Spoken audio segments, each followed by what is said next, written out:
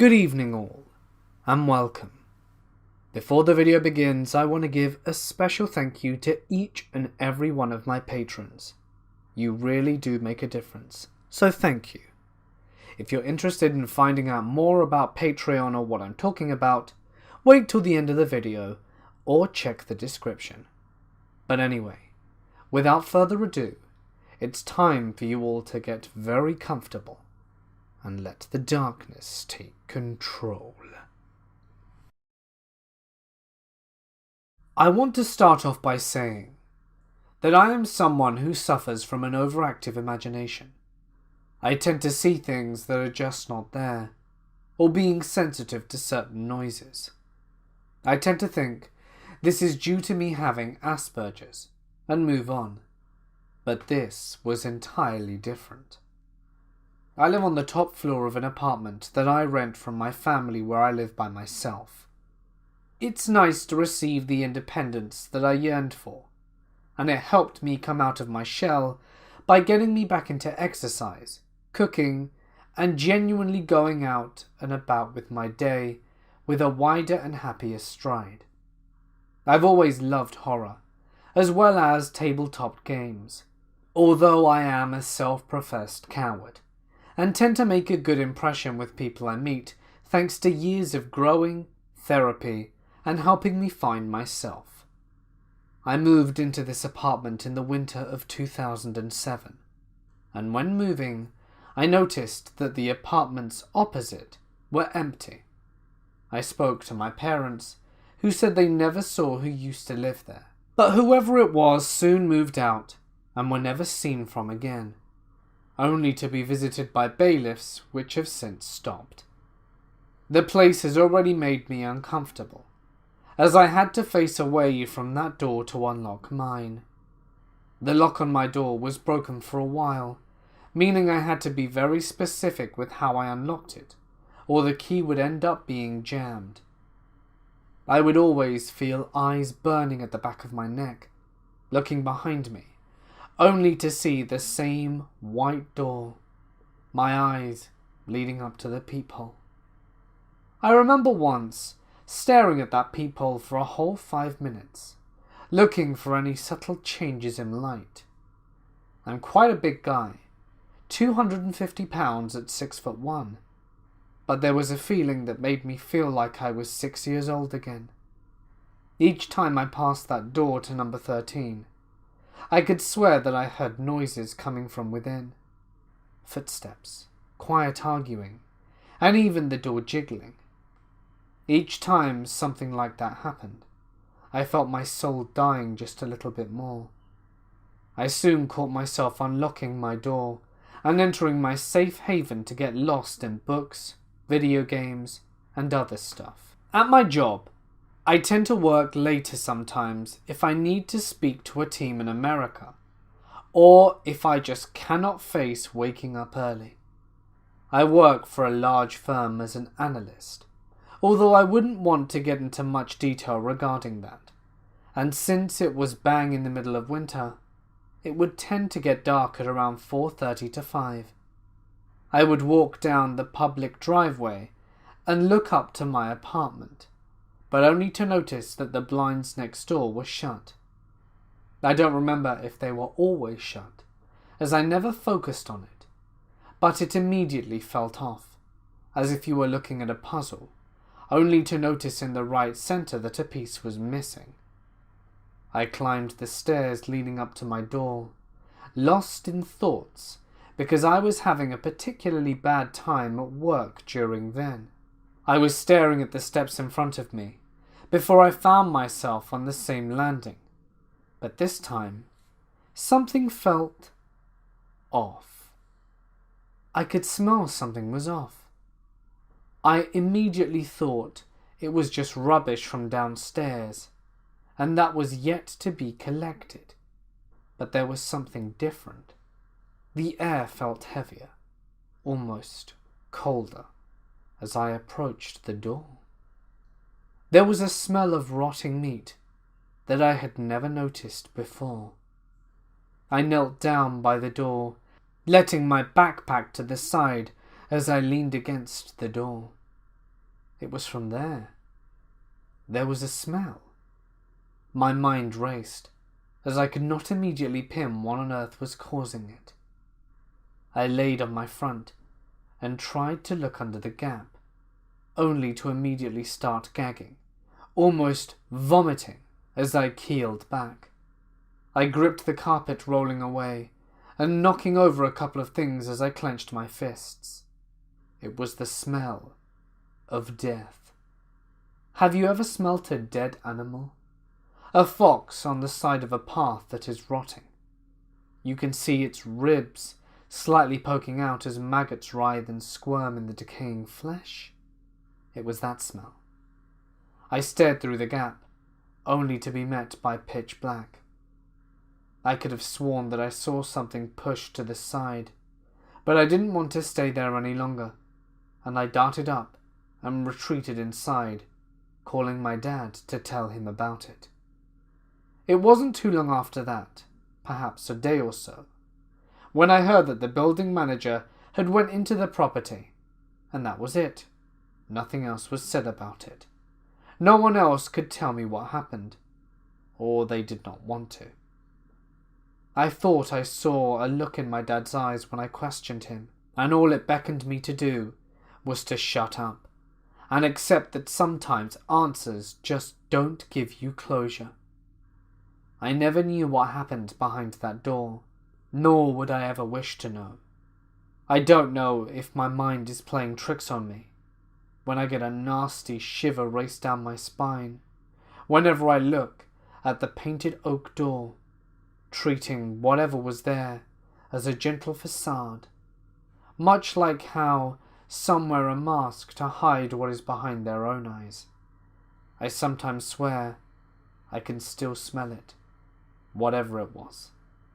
I sometimes think that someone was dead, but I don't think I will ever know or want to know. Back when I was in college, about 7 years ago, I had to move from an apartment to another last minute. Because, well, I was a lazy college student and hadn't made any other plans. My parents were in town, so we were looking for something quick. Luckily, we found something pretty cheap and somewhat nice right off the front of the university. They were thrilled. I was just happy this was over. So I move into this kind of 4-room basement which was already furnished. They said the last tenant cancelled last minute, and I only needed it for the 3 months of the summer, so he was giving us a fantastic deal. The first room was the main room, which consisted of a living room and a little table to eat. Immediately on the right of it was the kitchen and then the bathroom. The bedroom was on the left, and there was some kind of weird and small hall/connection joining it to the living room. Since the start, I always felt kind of uneasy about the bedroom for some reason, and preferred to sleep in the living room, since there was already a comfy sofa bed in there, and there was no windows in the bedroom. Throughout the semester, I felt countless times that someone was watching me from that bedroom, when I was alone, watching TV, or playing video games. It was a weird and eerie feeling, to the point where I preferred closing the door leading to the bedroom altogether. I wasn't home that much, and sometimes I slept at a friend's, but every time I came back, it felt like I wasn't alone in that apartment, and there was never any sounds or sights, just a strange feeling. I spoke of it to my friends and they laughed, since I was never the superstitious kind. So I kind of brushed it off the whole time, and thought nothing of it when I finished the semester. I just moved on with my life. About 2 years ago, one of my friends from college texted me, "Hey, is the door number you lived at in that creepy basement back at uni 14? I was like, "Yeah, why?" He then sent me a picture of an old local newspaper page. He had been through them at the library, looking for a picture of him back in his college football days. In it was the obituary section from 2009, the picture of a young and good-looking female student. Next to her picture was the picture of a door and a dress, which I recognized very well. She hung herself in her bedroom closet. When I was about 7, my two brothers and I were playing in an area that was used as an unofficial motocross place. We decided to dig a tunnel for some reason, being the extra smart guys we were. It took a few hours to dig about 6 feet in and 2 feet high. I was right up at the face when suddenly the tunnel collapsed. It was all dirt with no supports. The world went instantly black and hot, and I mean hot like a furnace. I couldn't move a muscle from all the weight of the soil completely enclosing me. I started to really panic, as you do. Everything started turning red, which I guess was blood being forced into my head. Every breath was getting harder as the soil constrained me more and more. Even though my hands were near my face, I couldn't move my arms to clear the dirt around my head, and also started breathing in dirt, which made me cough, which made me contract my stomach, and then I couldn't draw breath at all. This isn't what made me panic though. The total darkness turning red, with the incredible heat, made my young mind think I was going to hell. I don't know how long I was buried for, but it seemed like an eternity. Suddenly I felt someone grab my feet. My brothers had been frantically digging through the collapse to pull me out, and managed to reach me and get me out of there. We never told my parents. I just went home and got hosed down. Last December, a little before Christmas, my friend and I arrived home after our final exam. There's a little red light at a major intersection up ahead, and I begin to slow down. I came to a complete stop in the right/sidewalk lane of a 4-lane street, 2 in each direction, facing southbound with 6 cars in front of me, and I'm stopped with a side street to my right. Suddenly, I hear tires screeching in a crash. I got hit, rear right of my car, by another driver. We get out, exchange information, and begin to take pictures of our respective vehicles. I look up the street to make sure I have a few hundred meters between myself and any vehicles approaching from the north before I step into the left southbound lane, so I can get a picture showing the angle of both of our cars and the street signs, which are rear right/northwest intersection off the side street. My friend calls me over to unlock the trunk so he can get his paperwork from his pack to write down his witness statement. And just as I step back into the right lane my car occupies, a northbound driver, who was so occupied with observing our collision, drifts into the left southbound lane, which I just stood in, and misses me by about a foot. He was travelling at roughly 70 kilometers an hour. That's roughly 43 miles per hour. 2 days later, I go paintballing with aforementioned friend and a few others. In between games, you go into the lobby with your mask off, and everyone is supposed to put their paintball marker gun on safe and have a barrel cover over the muzzle. I'm leaning against a wall in the lobby when a previous friend asks me if he can borrow money to buy more paint. My back is still leaning against the wall, but I lean to the right to hand him my wallet. As I put my hand there, I hear a loud splat against the wall I'm on. I look to find a paintball fired to where my head/eyes would have been had I not moved. Somehow, one of the kids across the room was putting his marker down on a table, and the barrel's cover retention bungee snapped, allowing the cover to fall off. The safety broke, and the marker fired around. A paintball in the eye at 250 could have been a game changer, to say the least. 2 days later, I'm out drinking with the friends I went paintballing with, and some others. We're walking down a major street, and I'm naturally a fast walker. So every 25 meters I'm stopping, turning back, and waiting for everyone to catch up.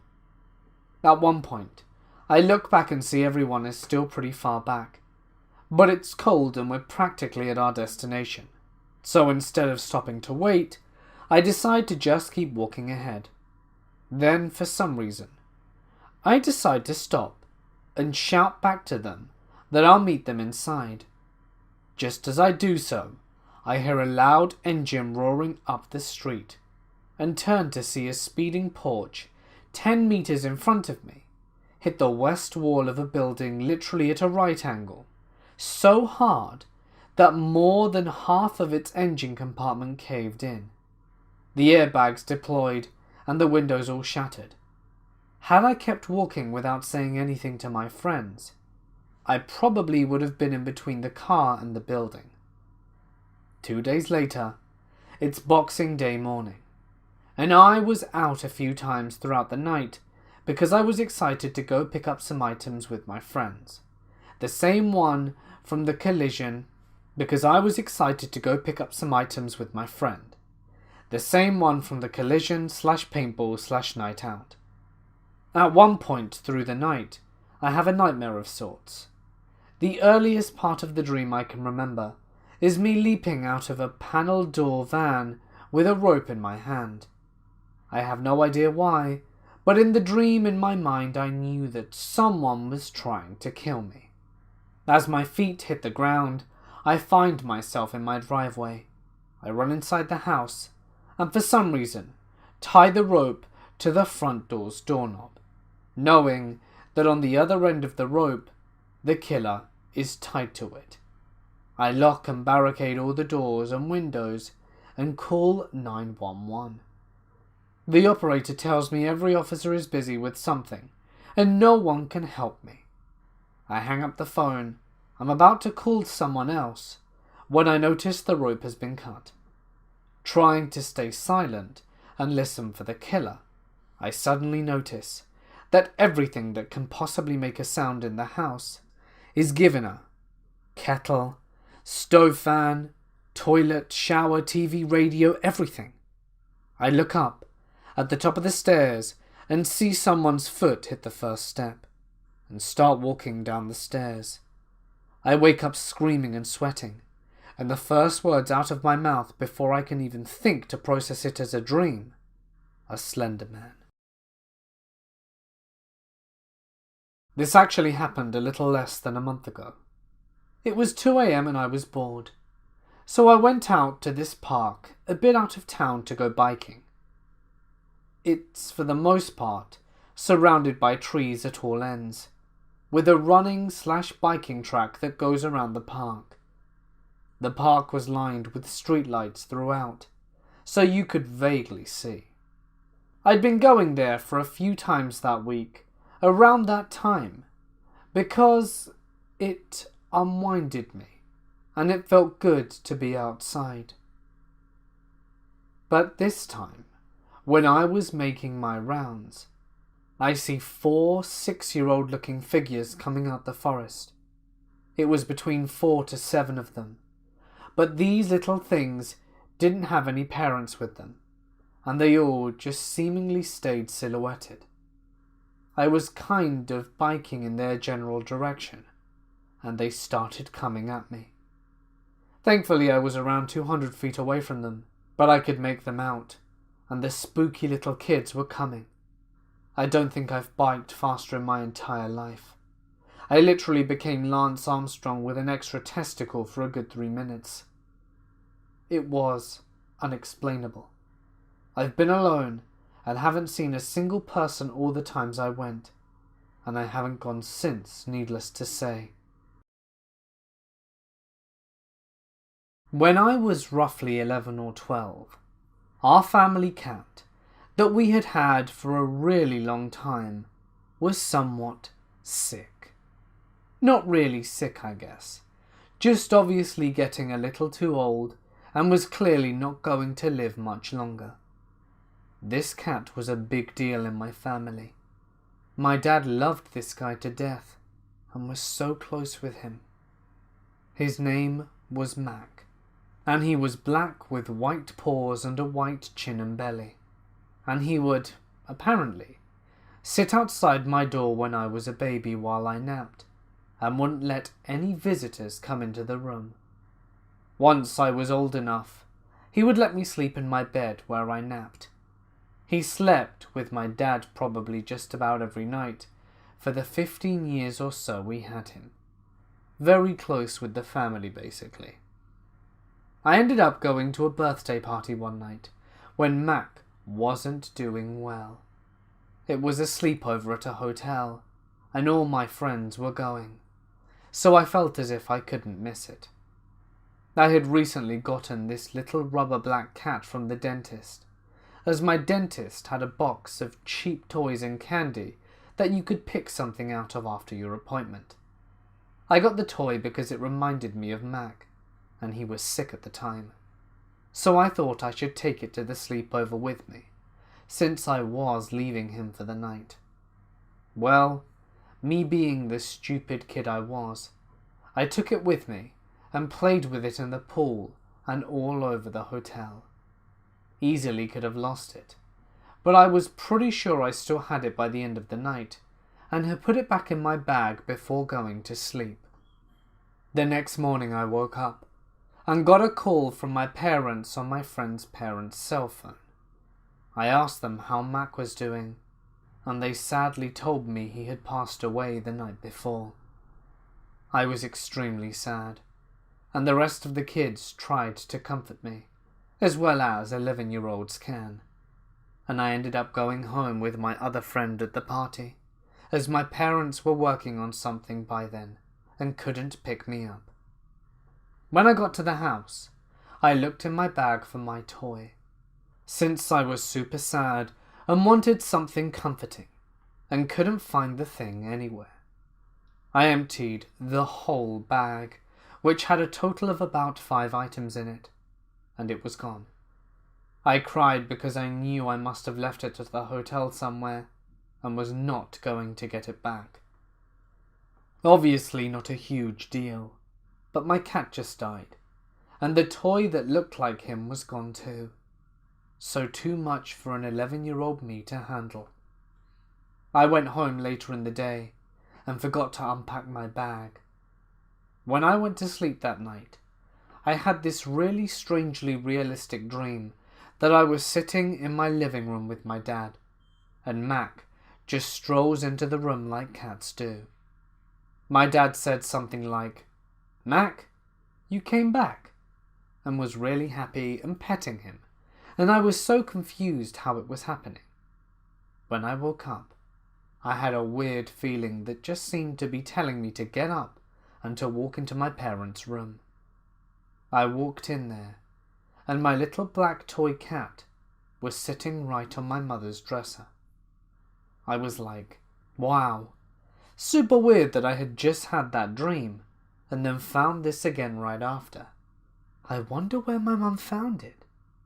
When I asked her about it, assuming that she maybe unpacked my bag and found it in there somehow, she had no idea what I was talking about, and didn't even recognize the toy. She said she hadn't unpacked my bag yet. So, not that scary, more kind of cute. I still do have the toy at home though, although I'm not exactly sure where. But I couldn't throw it away, because coincidence or not, I always saw it as a goodbye to me from Mac, since I wasn't there to say goodbye.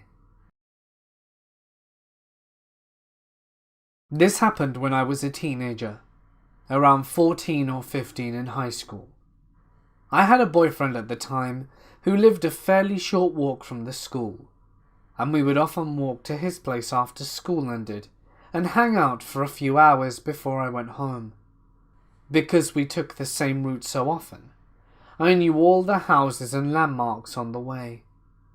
In January, I live in the north, so the winters can be pretty cold and snowy, my boyfriend and I started to notice a car that had been parked in the same spot for quite a while.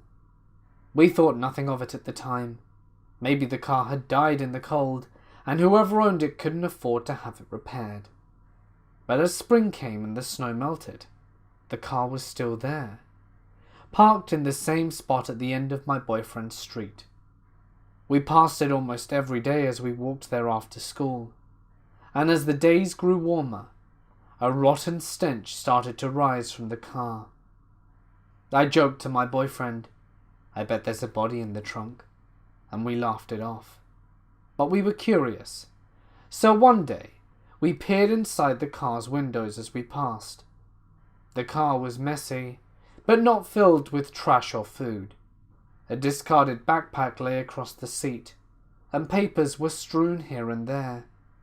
It looked just like an ordinary car, except we knew that it hadn't moved for months, and the smell was indescribable. The smell continued to get worse as the spring turned to summer. One day, when I couldn't come over for some reason, my boyfriend and his dad decided to investigate the car. They found the doors were unlocked, and the keys were inside the car. That was pretty strange. They went around the back and popped open the trunk. My boyfriend told me that a swarm of black flies flew up from inside. The smell was definitely coming from the trunk. Inside were a bunch of black garbage bags. My boyfriend and his dad called the cops at this point. The cops later told us that inside those bags was rotting meat, cut into pieces. The first pieces of meat they tested belonged to a pig, but a few weeks later, my boyfriend's dad got another call. Under the pig meat were the bones of a human child. Whoever left that car sitting unlocked with the keys inside was obviously hoping the car would be stolen. It still gives me the shivers. This story is from a few years ago, probably 2009 or 10. I was in college, and I used to drive a little manual 2-door. It had a back seat, but if you were over 5'6", it was basically impossible to sit comfortably. I was walking out of a big box store one night, and there's this disheveled woman in hysterics outside. She's claiming that her boyfriend took her paycheck to go get high, and now she can't get home. Well, where's home? I asked. She answered that it was a town that was probably 20 minutes away, but for me, it wasn't that far out of the way to help a random crying lady. During the car ride, she acts more and more fidgety, and tells me about her history of drug abuse and her abusive druggy boyfriend, and how she probably won't be able to pay rent and everything like that. Meanwhile, we're driving out to a more and more secluded part of town, and the drive is taking longer and longer. About halfway through the drive, she mentions that she also has a host of mental illnesses, schizophrenia, bipolar, and now I'm beginning to wonder about the truth to her story. But whatever, that explains the fidgeting, if she's just got done with a panic attack, adrenaline and whatnot. Finally, after 40 minutes of driving, we reach a house with no lights and no cars there, as she told me she lived with her kids and her mum. And she starts to fumble around and hand me money for gas. I told her not to worry about it, because my mileage is fine, and she needs to pay for her rent. She hesitated then, and I'm not sure if she hesitated because I was not accepting the money, or if she was thinking of doing something else. but I was alone in the middle of nowhere, near an empty house. I turned my GPS on with my directions to home to indicate I was leaving. Pretty quickly, she got out of the car, went into a completely different direction away from the empty house, and into the woods. I never saw her again, and I'm not sure if she was just scared, or if she was trying to lure me out into the middle of nowhere for whatever reason. A part of me hopes she was really just coming down from a panic attack after getting left in a parking lot by her abusive druggy boyfriend, and that she was just jittery because of that. But while it was happening, I definitely started getting a feeling that something was not right. I've thought about it before, and considered that my manual transmission, my GPS having phone, which is less common in a college town in 2010, as most of my friends still had flip phones, or something else changed her mind about doing anything weird to me too, if she was considering it. But hey, at least it was a relatively happy ending there. This happened when I was 7 years old, and it has stuck with me throughout my life.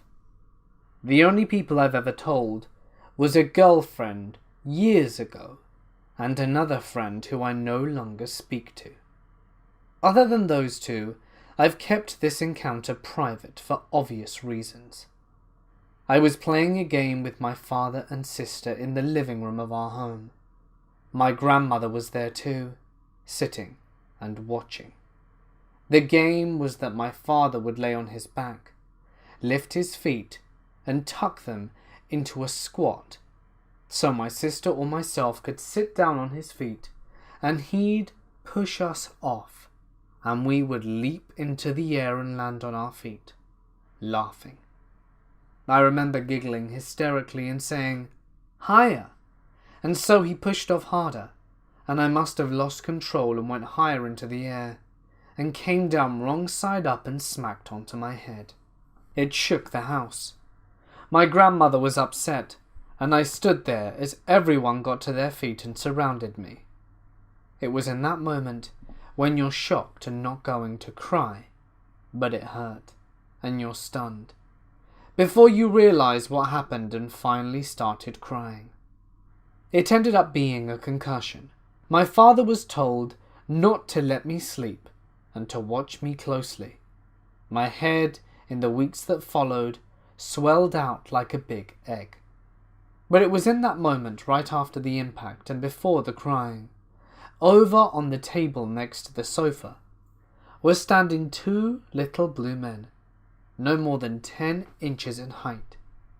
They seemed to stand tall, or rather proud, like warriors. Their legs and arms were thin. I could see their mild knobs of knees and elbows. There wasn't much fat on them. They were both very lean, and I could make out a slight muscle tone too on their bare chest and arms. They were both wearing grass skirts, like something you'd see out of primitive native tribes, but the grass seemed wet, like seaweed, and had a bit of a soppy squish lake bed look about it. One of the men was wearing a hat, like an old-style cap, darker red in colour, almost like wine-coloured. The other one I could see his hair more clearly and was long and unkempt, with pieces coming down his face and over his ears. The one without the hat was holding a long spear in his hand. The base of the spear was resting on the ground, and the pole came up to almost his full height, with a pointy stone carved at the top. It was a fast momentary image, and the scene in the living room quickly turned to panic after I hit the floor and my family crowded around me, and once I began to cry, I never saw the two little men again. But I never forgot that image. It felt like they had been there longer than just the short moment when I could see them with my eyes, and there was something sinister feeling about the way they confidently stood there and stared at me. It was clear that they were not afraid of me, or the fact that I could see them. At the age of 7, as this was in the 80s, all I could compare them to were like evil Smurfs. The one's red cap even reminded me of Papa Smurf, but they weren't shaped like Smurfs, and that's where the comparison fell short.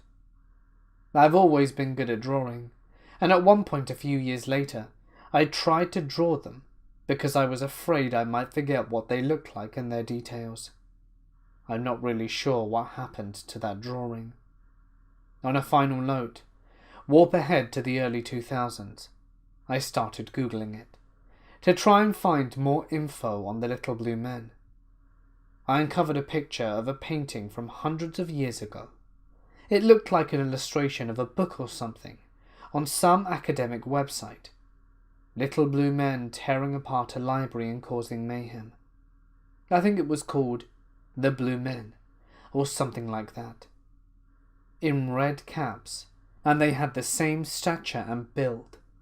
They were so strikingly similar to what I saw that's when I actually had the nerve to tell the story to one of my friends. Since then, I've never been able to find that picture online again. All I ever find now are the Blue Man Group and other unrelated things. I get the feeling that they don't want to be found. Has anyone else ever seen anything like this? Ever since I can remember, my mother has suffered from explosive anger episodes. Not a day went by without her blowing up at my father or me. As my father spent most of his time at work, I typically took the brunt of her rage. It often became so intense that the noise would set off the dogs barking. As a child, what I could never understand was how my mother could act so resentful one moment, and then at the same time show so much affection. From ages 3 to 10, my mother would regularly show her love by coaxing me to suck her breasts and lean my face against her belly or mon pubis. I can still recall the salty, humid scent, and it makes my insides liquefy. Every day she insisted on dressing me, keeping me in bed with her each night, and soothing my genitals and anus with a cream, even when I assured her I wasn't sore. I wondered if her comments about my developing breasts and an abnormally large size of certain lower parts will ever really lose their impact. My mother is also a very primal person, taking to biting our female dog's ears to, as my mother puts it, asserting her role as the alpha female. After one particularly nasty fight following a school-recommended appointment with a counsellor for chronic stomach aches, my father scolded me for embarrassing the family in disclosing clinical names of the female genitalia with the male therapist. Evidently, the most concerning aspect of my use of these terms was the fact that I used the word clit, something that the counsellor had found odd for a 6-year-old to know, given that the sole purpose of it is for pleasure. When my father approached me about my inappropriate behaviour, I was sitting naked in a bathtub. That was the only time I tried to tell my father what was going on, and he walked out on me, stating that my mother was the best mother anyone could ask for. After all mothers are surely nurturing and incapable of any nefarious activity. It was the night that my parents began to stealthily make love beside me in bed that I finally put my foot down and requested to sleep in my own room. Several years later, when I was about 11, I had retired to bed after a day of my mother giving me the cold shoulder after a blow-up. Evidently, I had forgotten to lock my bedroom door, and someone crept in. I could see my mother's outline against the light from the window. She made her way to the bedside, leaned down and proceeded to lick me all over my face and neck. I remained paralyzed until finally the moist onslaught stopped and I assumed she retreated. Though I didn't recall her leaving my room. In the morning she was gone. Now that I am an adult, I keep as much distance as possible from my parents. Even during our last family vacation, following my college graduation, she barged into the bathroom while I was changing and commented on how I was growing a nice bush. Not like the hookers who always shave down there, she said. I moved out and into my own apartment not long after. Fortunately, as far as I can tell, my parents treat my much younger sister in a very normal fashion. Even on the rare occasion that I do visit to spend time with my younger sister, I make sure never to sleep under the same roof as my mother. Hey guys, it's Mort here, and thank you so much for listening. Like I said at the start, a huge thank you to each and every one of my patrons, who can be seen on screen. Your help is invaluable. It basically means that you pledge a small amount of money every month to help me with the channel and keep everything running smoothly. Of course, there's no obligation to do so, but if you want to chip in as little as $1, feel free to check out the link. Or don't. It's fine either way. But thank you, seriously, to all the patrons. If you liked the video, I would seriously appreciate it if you could drop a like and leave a comment with your thoughts. They always help and go a very long way. Something else that you could do, especially if you're new here, is subscribe and hit the little bell icon in order not to miss those nightly spooks. I'm considering doing another theme week, so perhaps the week after next, maybe even this week. I'm not sure yet. So yeah, theme weeks. I really enjoyed doing them before. I don't do them all that often. Maybe some wood themed weeks, maybe cryptid week. I'm not sure.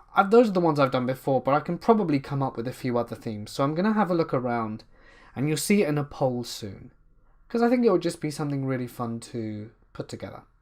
But anyway, if there's a story you want to share, feel free to send it to my email or drop it to my Reddit.